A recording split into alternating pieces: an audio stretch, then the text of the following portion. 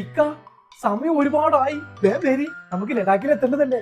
നേരെ വഴുകും, വേം വരി. നേരൊന്നും വഴുകൂലടി, നമ്മൾ ഇന്ന് പോവും ലഡാക്കിക്ക്. ആട്ടൊരു അടിച്ചു പൊളിന്റെ മോൾ. അല്ല മക്കളെ, നിങ്ങൾ എന്നപ്പോ തിരിച്ചു വരിക? ഞങ്ങൾ ഇവിടെ അടുത്തേക്കൊന്നല്ലോ, ലഡാക്കിലേക്കല്ലേ പോണത്. അപ്പൊ എങ്ങനെയായാലും ഒരു 10-20 ദിവസം പിടിക്കും. ഒരു കാര്യം ചെയ്താളി, ഞങ്ങൾ വരുന്നവരെ പെരയത്തെ പണികളൊക്കെ നിങ്ങൾ നോക്കിക്കളിക്കാം. അല്ല ഒന്നുമല്ല, ഇമ്മാക്കും വരാനൊരു പൂതി ഉണ്ടായിരുന്നു. അല്ലേമ്പാ, നിങ്ങളെ ഞങ്ങൾ പിന്നെ ഒരു ദിവസം കൊണ്ടുപോയിക്കൊണ്ട്. ഇപ്പൊ ഞങ്ങൾ കപ്പിളായിട്ടല്ലേ പോണത്. അപ്പൊ ഞങ്ങൾക്കൊരു ഡിസ്റ്റർബൻസ് ആവണ്ട വിചാരിച്ചിട്ടാണ്. നിങ്ങളൊന്നും വിചാരിക്കണം. അത് സാരല്ലേ മക്കളെ, ഇമ്മ നിങ്ങളെ സ്വർഗത്തിലെ കട്ടുറുമ്പ് ആവണില്ല. നിങ്ങൾ നേരം കളയണ്ട, വേഗം ഇറങ്ങിക്കോളി. ഇക്ക, നിങ്ങൾ ഈ ലഗേജ് ഒക്കെ പാടി എടുക്കാന് വേഗം തരി, നേരം ഒഴുകും. ഇജി അതൊക്കെ അവിടെ വെച്ചോ, അതൊക്കെ ഞാൻ എടുത്തോണ്ട്. കല്യാണം കഴിഞ്ഞിട്ട് 2 days ആയിട്ടില്ല, അപ്പോഴേക്കും ഓൾക്ക് അമ്മായിമ്മ പോരില്ലേ.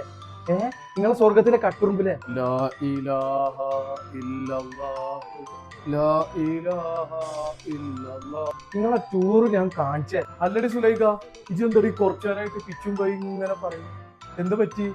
ഒന്നുമില്ല മനുഷ്യ. ഓരോ ടൂറ് മുടക്കാന്. ഇക്ക, നിങ്ങൾ എന്നോട് ഒന്നും വിചാരിക്കരുതാ.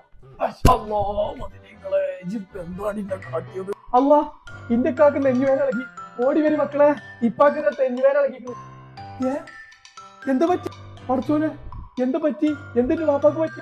ഇപ്പാക്ക് നെഞ്ഞുവേന ഇളകിക്കുന്നു. ഇനിയിപ്പോ എങ്ങനായാലും ഇപ്പാനെ ഒറ്റക്ക് നോക്കാൻ വയ്ക്കൂല. എന്റെ ചെക്കനും മരോടും കൂടി ടൂറ് പോണേനുള്ള അടവാളിച്ച് കാട്ടിയത് ഇന്റെ നെഞ്ഞ് പതിരിങ്ങളെ. ആയിമ്മ, അതൊക്കെ പിന്നെ പോവാം. ടൂറല്ലാക്കെ പിന്നെ പോവാം.